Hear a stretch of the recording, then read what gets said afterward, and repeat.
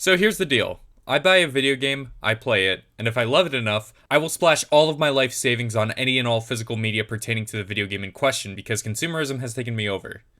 It's a nice life I live. Obviously, Devil May Cry is no exception. I fell in love with this series in 2023 and have constantly been thinking about it ever since. There's many aspects to why I love this franchise, but easily the biggest reason for me are the characters. They're all endearing, stylish, nuanced, and very fun in their own rights. Especially the main man, Dante. I love this character, so of course I'd want to spend hard-earned cash on various plastic replicas of him. I have Asmus Toys' Q-Bits, the NECA figure based on DMC1, my favorite design, and Revoltech's DMC3 Dante. They're all pretty good in their own right, but not necessarily my favorites. They fall short in a few areas that hold them back from being truly great. Well, except for the Q-Bits one, but that's a heavily stylized, cheapified version of the character. So, enter today's little masterpiece, the 1/12 Devil May Cry 5 Dante figure. This was a collaborative effort between 1000 Toys and Sentinel, the manufacturer and distributor respectively.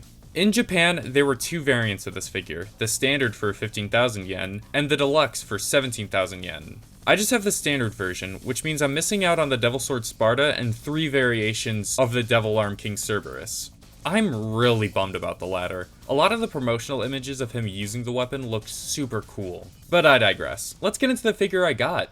Here we go, the legendary Devil Hunter himself. The packaging isn't really anything to write home about, just a pretty standard box, but I do like the little reflective symbol on the back. It's a super nice touch. Immediately, I'm really digging the details on this guy. The sculpt really looks like it came straight from the game.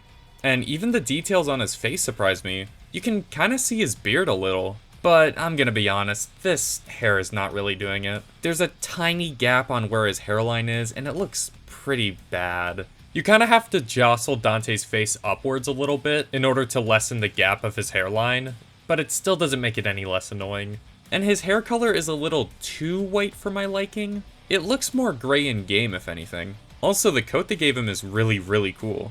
It's a bit oversized compared to his in-game model, but I think it gives this figure a touch of its own personality. The maroon fabric was chipped away in a few areas, which is a tad unfortunate, but I also got him in used condition, so I'm not completely surprised. But enough about Dante, let's see what he comes with. We got the classic Rebellion Sword, which looks amazing as always, the Devil Sword Dante, which goes hard, I don't care what anyone says, plus the iconic Ebony and Ivory pistols, and a shotgun. Pretty standard selection of weapons, but they all look great. I do think Ebony and Ivory would have looked better if they had a little extra paint on where Nell Goldstein's portrait is, but oh well. You can attach the swords on Dante's back pretty easily. There's even an extra handguard for the DSD which has a hole in it, so you can swap them out and not have it look ugly when it's not on Dante's back.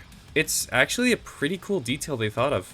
Dante comes with 4 hand varieties, 3 separate expressions, and a shortened version of his hair to match the prologue of DMC5.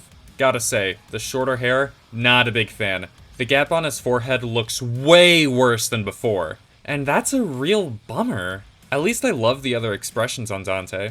They capture the polar ends of his personality extremely well, his goofy side and his serious side.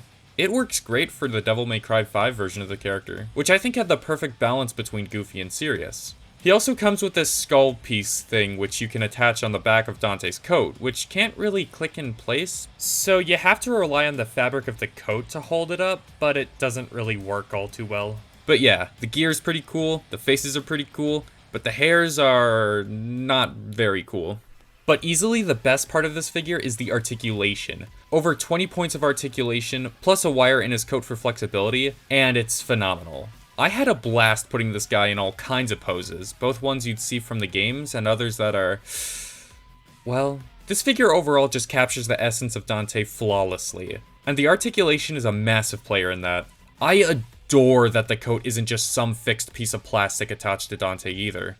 The NECA Dante, for example, cool figure, but the coat is permanently stuck blowing to the right, and it doesn't make me feel right.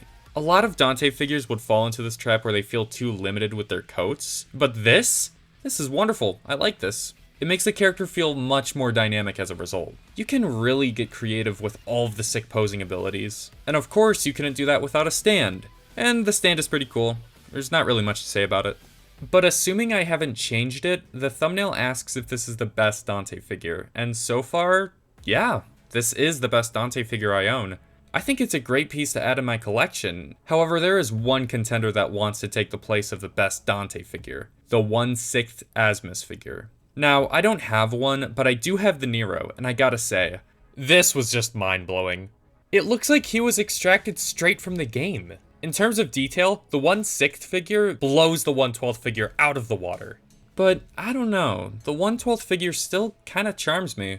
I like the different faces Dante comes with rather than just having one neutral face. Not to mention you can do a lot more fun poses with this one rather than the 1/6 one. Also, I just prefer its smaller size. They're easier to store and I don't have to worry about hogging too much shelf space. But that's a purely subjective thing. None of this is to bash on the Nero figure. These are both phenomenal figures in their own right, but the 1/12 has a little more charm in my opinion.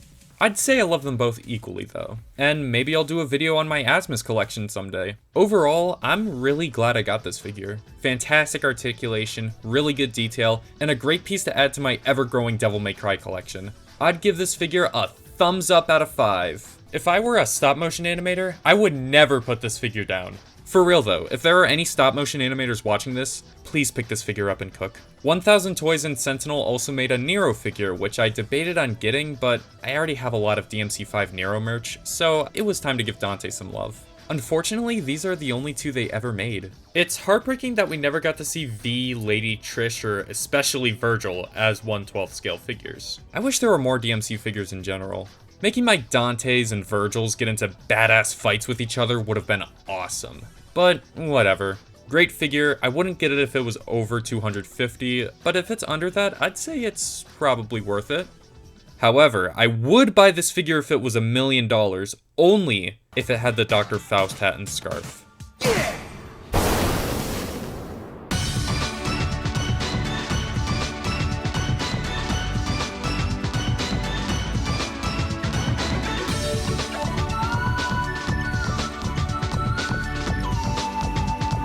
Maybe somewhere out there, even a devil may cry when he loses a loved one.